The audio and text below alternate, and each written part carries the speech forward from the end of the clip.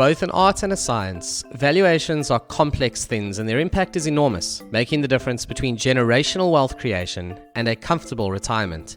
At BizVal, we know how tough it is to grow and run a business, which is exactly why we've made valuations simpler.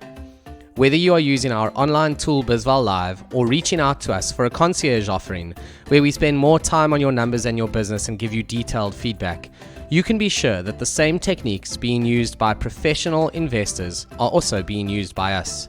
And with BizVal Bootcamp, we will prepare you for those discussions with investors.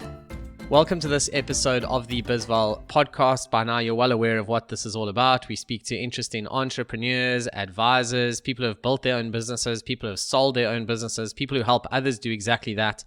And I think it's becoming a pretty good library of resources, really, for entrepreneurs and founders. So welcome to this show. I think it'll be just as good as all the others.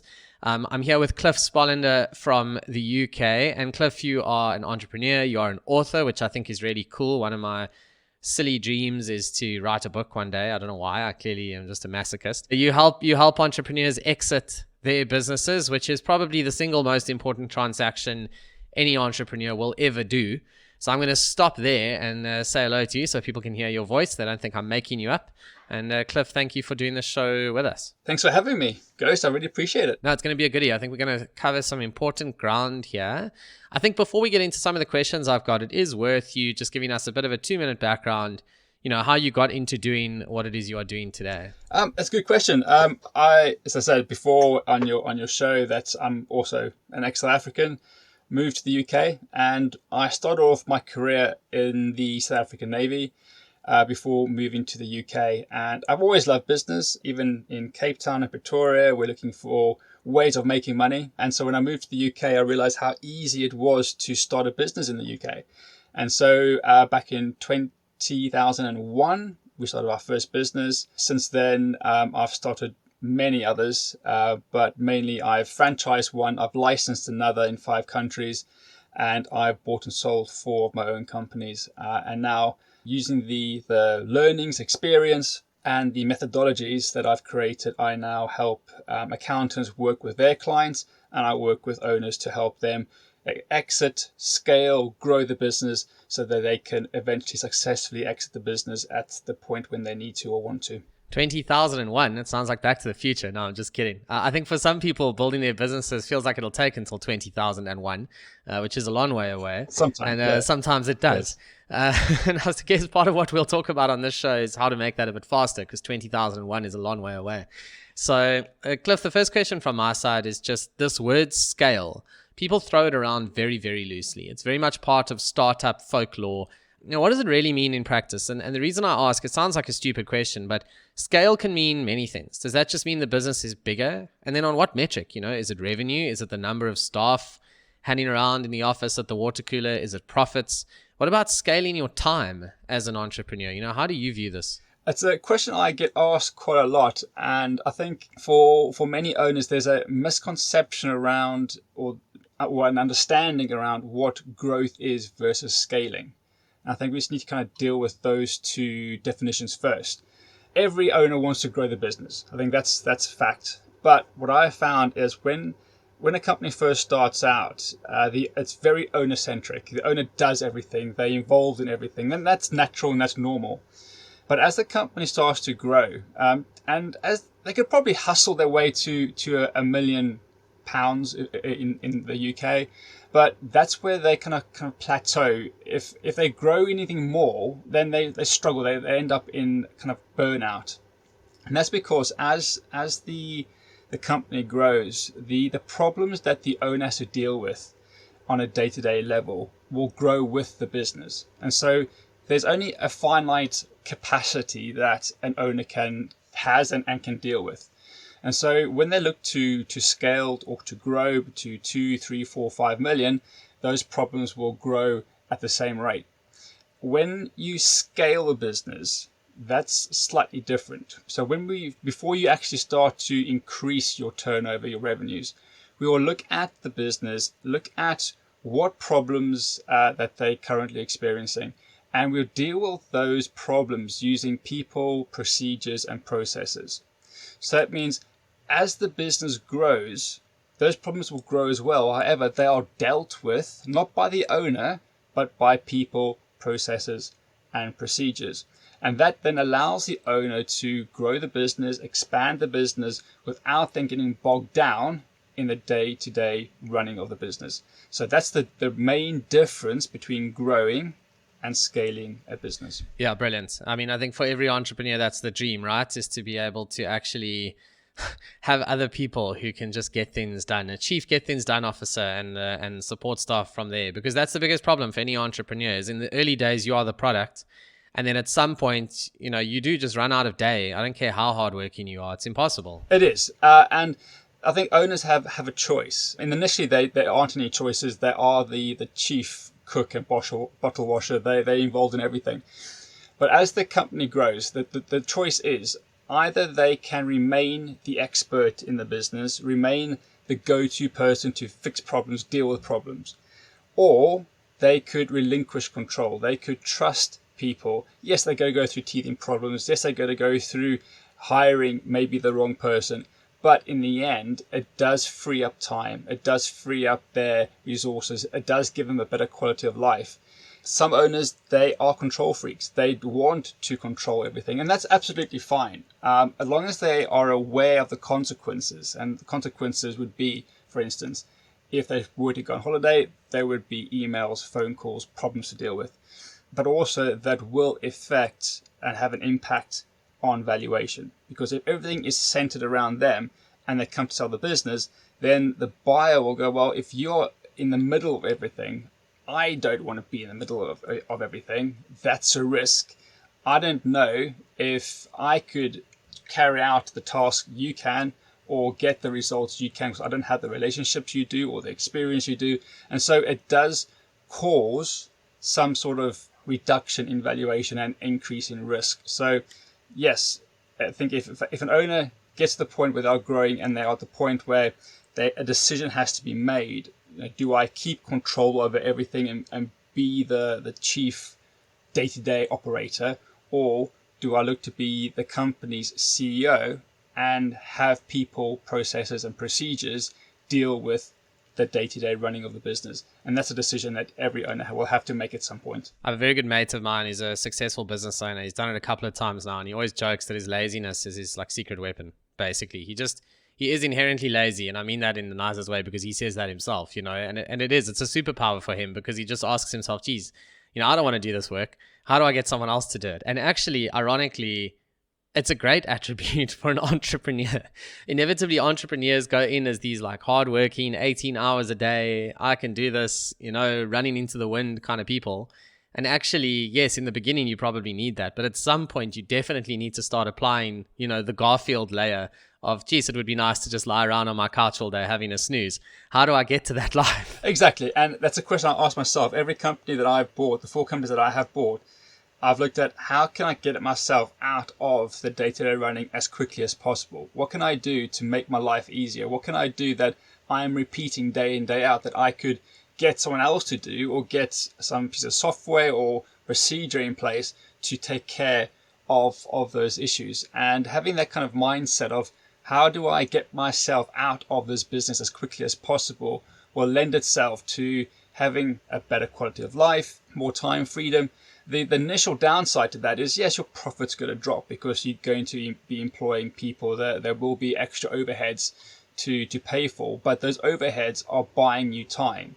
So it's a trade-off. And over a period of months or maybe a couple of years, then your profits will return back to normal, but you then have your time back. You can focus on either growing your business even more or maybe looking at new opportunities. So it does give you options at the end of the day. Absolutely. I fully agree with that. So I want to move on to the next point, which is, this concept you have of business by design.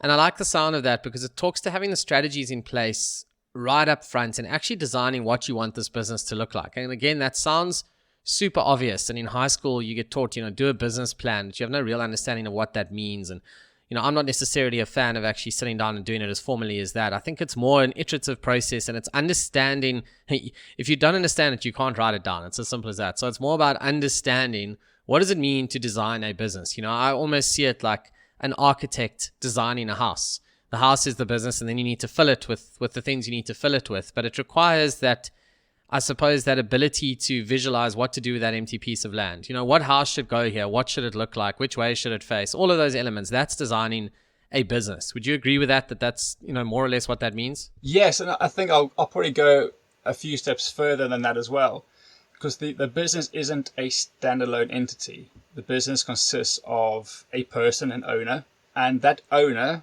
also has financial commitments, financial dreams and goals.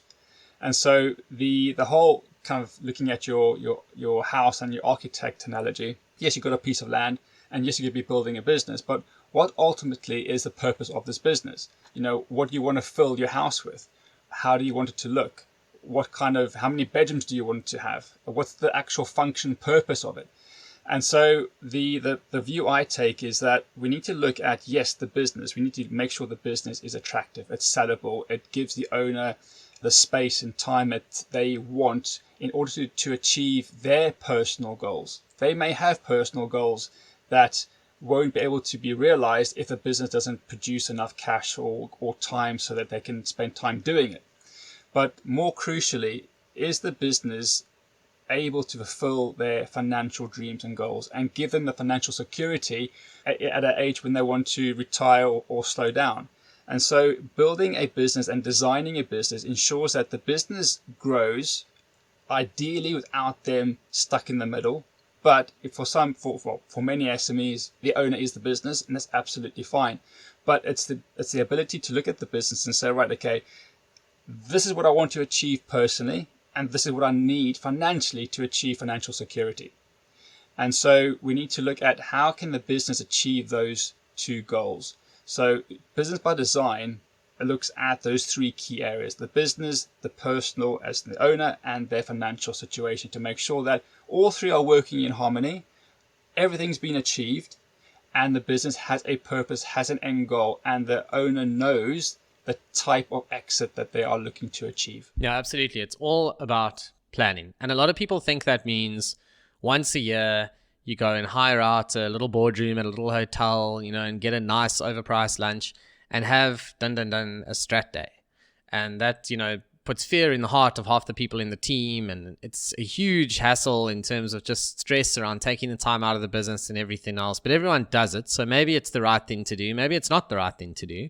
I want to hear your views on that. What do you think of the classic annual strat day? What do you think is the right way to do this? I think annual strat days are great. I think they have their place and they are important. And I certainly do them myself. It's a good starting point. But I think we kind of have to go through two kind of iterations. The first one is, what's the long-term 5, 10, 15-year ultimate goal? Break that down and say, right, okay, we want to achieve the business goals, personal goals, financial goals in 10 years' time. What do we need to do in year one to achieve those goals? So having those as annual strat days are great. But then I'll go into one step further in that we then review your progress every 90 days. And so the owner will sit down and choose tasks to work on to fulfill the year one goals in the first 90 days. They'll choose tasks to do that. We review those every month, and then we have a strategy day at the end of each quarter to make sure that they have achieved those tasks. If they haven't achieved those tasks, why haven't they? And can they be achieved in Q2 or Q3? And we continue that process every quarter until the end of the year. Now, during the actual year, things may have changed for the owner, personally or this in the sector or within the business. And so we will review what's gone on in the business over the past 12 months, look at where the owner wants to go in the next 12 months, but also to see, again, further ahead where they want to be in 5, 10, 15, 20 years' time, and then work backwards. We then create another strategy for the next 12 months and then review those every 90 days again, but keep the owner accountable every single month to make sure that they are on track. If they have encountered any potential issues, can we resolve them before the end of the quarter? And if not, can we move into Q2? Or what needs to happen in order for those tasks to be completed so that their year goals have been achieved to move them forward? So yeah, strat days are good on an annual basis, but they need to be supplemented by probably a 5-10 year plan broken down into monthly and quarterly goals. Yeah, it's very much about just pushing through. I mean, that's been my own experience in some respects. I think you have an idea, you start a business, it works, and it gets to a point where you feel like, okay, cool, it's doing well. But it's that journey of, number one, how do you protect that? And you can only protect it if you are doing this kind of stuff, quarterly target setting. What can I do next? You can't just assume that the business you have today will still be there in 3 months or 6 months or 9 months time. The world moves way too quickly for that. And I think that's a challenge for entrepreneurs. And it's part of why they eventually just get tired, I think, is that constant need to just think and innovate and push through and drive the thing forward. And for a lot of people, they left corporate because they wanted to go and be, entrepreneurs who have the freedom. And one of the challenges of scaling your business is over time, guess what you're doing? You're making it feel a little bit more corporate. Hopefully you don't bring back a lot of the elements that you hated. But I guess, Cliff, that's the reality. If you want something you can sell one day, it needs to exist apart from you. And by definition, that means it's going to start to look and feel a little bit more like the corporate that you probably left behind in order to start this business. I mean, there's a bit of a full circle element to it, isn't there? There is. I also believe there needs to be balance as well. So yes, you can operate. And I think SMEs have the ability to pivot quite quickly. They are agile things. Corporate, they are like an oil tanker. It takes a long time to move. And so, but there's a balance. Some of the corporate stuff, the systems and procedures and how they conduct themselves will fit quite nicely within an SME setting where SMEs don't have that structure, but they need to be able to pivot and move quite quickly. So there's a balance to be had. So yes, it will take on more of a corporate feel, but I think the ability to move quickly and to adapt quickly and not to be driven and stuck by those systems and procedures is vital. They can be able to change those systems and procedures to suit the climate that they're currently in. So it is a bit of a balancing act, but yes, it will take on more of a corporate feel. Yep, it's just one of those things, really. And your focus is very much on helping entrepreneurs actually exit their business. It's not just planning for one day. It's the actual process and everything else. But in your experience, do you find some entrepreneurs reach that point where they can theoretically sell, and then they actually say, hang on, I've done all the hard work now. I get 3 hours a day of channeling my inner Garfield to go and do whatever I want, including have a siesta. This is actually quite nice, or quite lekker, as we'd say in South Africa. Can I just earn the dividends on this thing for the rest of time and just be involved as the executive chairman and play golf? I mean, obviously very tongue-in-cheek. It's never quite that easy. But how many entrepreneurs do you experience get to that point? They can sell it, but they go, actually, hang on. This is a legacy wealth creator. I'm going to stick this through. Well, I think it all revolves around the understanding and the definition of exit planning and what exiting a business is. So let's define that first, and then I'll come on to answer your question. In my research, I found that when I've asked owners what do they understand exit planning to be or exiting a business to be, some say they view that as a sign of failure. If you've exited a business, you failed, which I found quite interesting. So I never ever viewed that as a concept. Many other people view exiting solely as selling a business. And that's it. Yes, selling a business is one way to exit a business, but there are other ways to exit. And the thing what we need to realize that every single owner, don't care who you are, you will exit your business. I can promise you that now. Like death and taxes are certain, exiting a business is certain. The question is, how are you going to exit? And there are three main ways of exiting a company, and that's through selling. Yes, that's where most people will place it. But you also can exit a company through planned liquidation. The third way is to close your business down. And for many SMEs where the owner is the business, yes, they're going to be closing the company down. They can't sell. There aren't any tangible assets. That's absolutely fine. But are they using the business to drive and fund their personal and financial plans? So that's the definition we need to understand is, what do they want from the business? How are they going to exit? What is the ideal plan for them? Now, to come on to your comment there is, they reach a particular point where they have 3 hours a day to do whatever they want. They've achieved the lifestyle that they want. Why should they sell? Well, exit planning is all about giving an owner options. They have the option to exit, be it to sell, liquidate, or to close down, or they have the option to keep it. Now, one client I worked with a few months ago, we did a full assessment of their personal business and financial plan. And they realize that if they employ 2 more people, the owner will actually have quite a nice lifestyle that won't be involved in the day-to-day running of the company, which means that although the company won't make as much profit, it will still give them the lifestyle they want. So they can then choose, well, I can sell the business because essentially anyone could buy it because the owner coming into the business or the buyer coming into the business won't need the experience in running it. They have a team to do it. Or they can keep it because the owner actually isn't involved in the day-to-day stuff. They can go on holiday for 2 or 3 months and the company will still run and grow.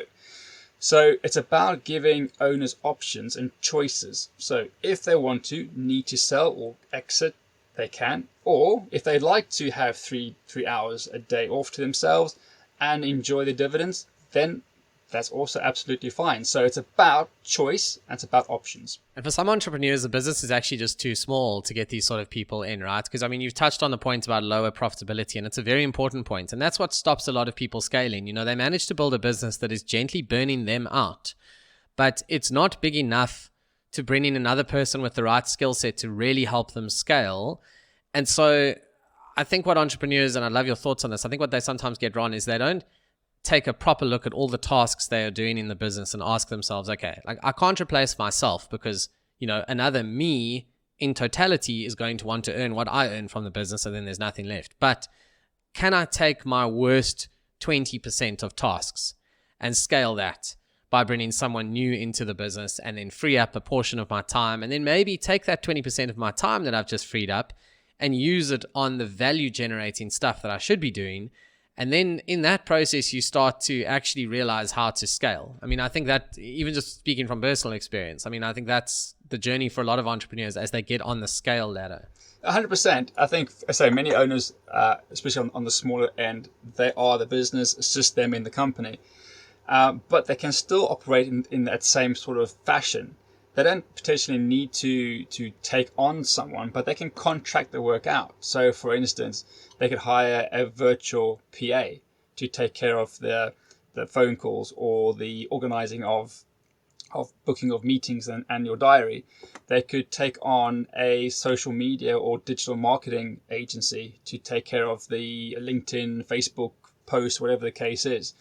They can farm out certain elements within the business that may not fit within their skill set, or they think that are, you know, it doesn't work for them. It's not their jam, it's not their wheelhouse. They want to focus on the income, the revenue generating tasks. So they can essentially list down all the areas within the business that they need to have, and then find people, be it on Upwork, Fiverr, local people, to contract that work out, giving them that time freedom to focus on the things that they enjoy doing. So yes, they still will be in the business, but they will be freeing up a lot of their time by contracting things out that they don't actually enjoy doing. Absolutely. I think as we start to bring this podcast to a close, I just want to understand a little bit more about the process and when you work with these entrepreneurs. You know, what is the typical starting point for an engagement with you? At what stage in the journey does an entrepreneur actually reach out to you, and what typically triggers that decision for them? You know, what is the mindset that has led to them sending you an email or asking for a copy of the book or whatever the case may be? It is, they get to the point where they look at their life, they think, right, I now need to start planning what my next chapter will look like. And the process that I typically go through is that it's like map reading. In the military, you know, both in the South African Navy and the British Army, when you're doing any sort of navigation, there are 3 things you have to know before setting out. And the first one is your current location. You need to know where you are on the map. Second of all, you need to know where your destination is. And then the third, you need to plot a route to get you from where you are now to that destination. So those are the 3 key points that you have to figure out. And in the assessment that I do, I look at all 3. I look at where the owner is within their business, personal life and financial life, where do they want to ultimately go, and then that process, that assessment will automatically generate a personal master action plan or a map that will get them from where they are now to where they need to go, listing tasks they need to work on within their business, personal and financial life, so that they can progress forward. So when they do approach me, the first thing we do is we undertake this assessment. Essentially, it's a pre-exit assessment to look at what they need to do in order to move all three key plans forward.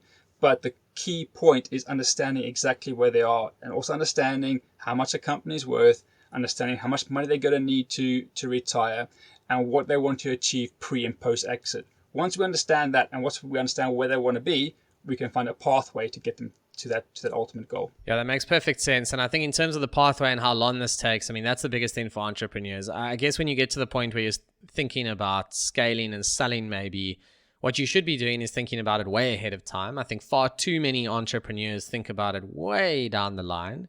And then they think, okay, great. If I just change some things for the next 9 months, I'll be, on the beach this time next year. That's what I've promised my partner and my kids.